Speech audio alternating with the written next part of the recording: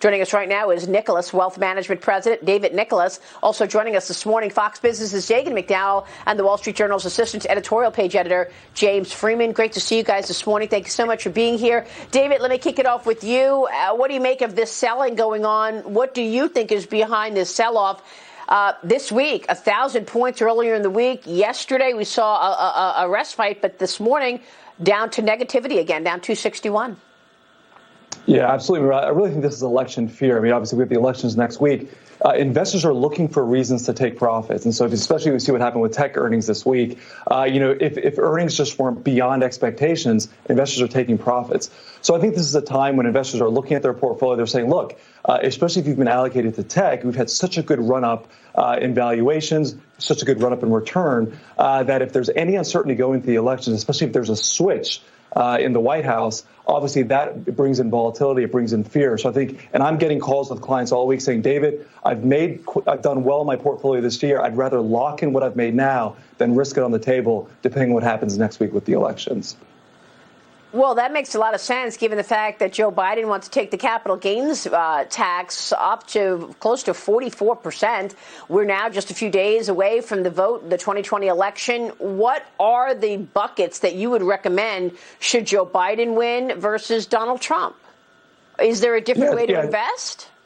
Yeah, it's a great question, Maria. I think if you're looking at a Biden win, I mean, you got to look at clean energy. If you look at some of the solar stocks recently, I think when Biden was largely ahead in the polls, solar stocks were really doing well. We've seen some pullback on that recently. I think you also got to look at infrastructure. If you're looking at President Trump win, which I still think, even though the markets are telling us that they got some concern about that, there's a very real chance that he could still win. And with a Trump win, you got to look at tech. I think tech will continue to do well. You got to look at consumer discretionary. I think it will be a boost of confidence to the U.S. consumer as well. So I'm looking at sectors like autos, luxury goods, companies like Tapestry. So I think it really depends on the sentiment here. But I think you got to look at clean energy for Biden. I think you got to stay with tech under President Trump. Look at these numbers. Under President Trump, the NASDAQ was up 115%, the Dow up 45%. You mentioned tech. We had a whole host of earnings last night. Investors saw strong results from Facebook, Google Parent, Alphabet, Amazon. Would you buy these names right here within tech? Does it bother you that we're hearing from the CEOs about the suppression of speech? And will they lose that liability protection? Yeah, so that's a good question, because it's really, when you look at the run up in tech this year, we got to be specific on what tech companies we're looking to buy.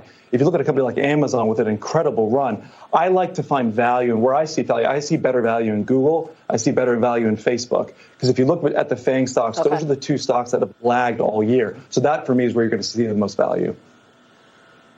Real quick, let me bring in James Freeman here. Go ahead, James. Yeah, thanks. I'm just wondering, I know some investors, not all, look at a Biden win as potentially positive because of government stimulus, and I think they have a hope that all of his tax increases aren't going to be enacted. How do you look at the overall market impact if Biden is to win?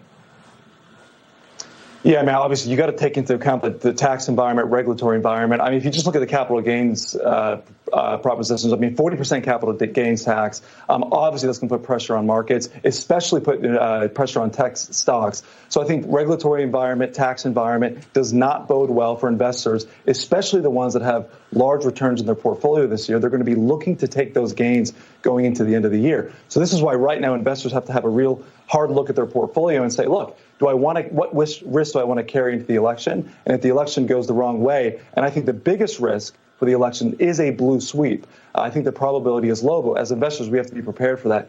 That, to me, is a worst-case scenario for the markets. If Republicans keep the Senate, I still think we'll see a modest sell-off, but it won't be to the same degree like it would be in a blue sweep. So I think it's really the tax policy that's going to hurt investors going into the end of the year. All right, we'll leave it there. David, it's great to get your insights this morning. Come back soon. David Nicholas joining us there. Check out